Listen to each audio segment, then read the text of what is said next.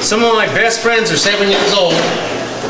I work with second graders every now and then in a classroom, and I learned a lot from second graders. Oh, Ben, you too. You're 8 now, aren't you? You'll always be one of my best friends. You're 9? Right on. And I learned some of the best lessons in life, of course, from a second grader.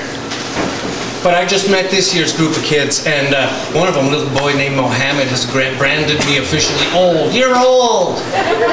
Well, geez, Mohammed, but old people have things to offer you too, you know? Well, like what? What do you got to offer me? So this is for Mohammed.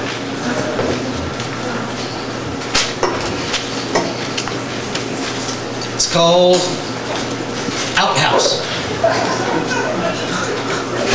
There's a farm in my past and a time I knew well, but it happened a long time ago. And I bet that there's stuff about life on a farm that most of you here just don't know.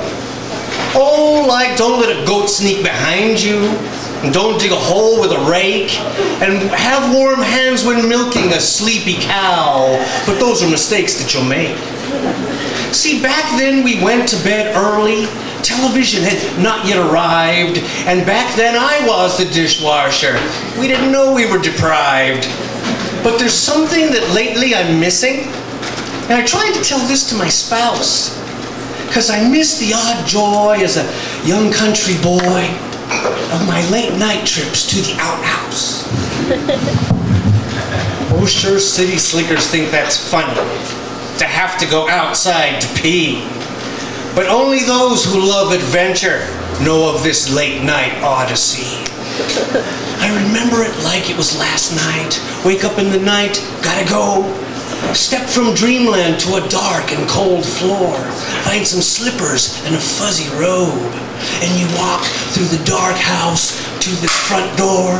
On the cold doorknob you set your hand, and it squeaks with the creak that creeps through the house. Then you step outside into a nightland. And the air out there's cool and it's breezy, and it whispers through branches that dance.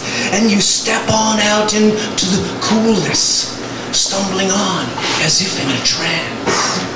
And the two dogs stand up from their warm beds, faithful soldiers to stand at your side. And one licks your face, so you ruffle his fur, wagging tails as they serve as your guide. And the sky out there's chock full of sparklers, and the moon shines down like a spotlight.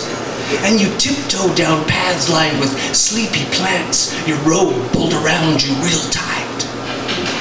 There's something stirs there in the woodpile, and the ducks in the pond take a dunk. Someone clucks in the sleep in the chicken coop, and the far-off dank odor of skunk. Something flutters a wing in the cottonwoods, pointy-eared silhouette of an owl. Ooh, ooh. And the hair on your back's at attention. In the distance you hear something howl.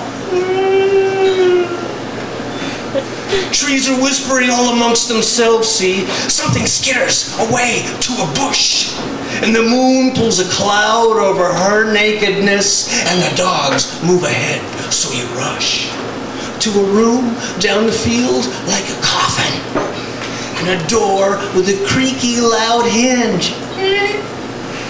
But the darkness that waits there inside, though, if it weren't for the moon, see, you'd cringe. And you step on inside, and the door creaks back shut. You drop your drawers, lower butt to cold wood. And you stare out the diamond-shaped window, 'cause the moon's light, it makes you feel good.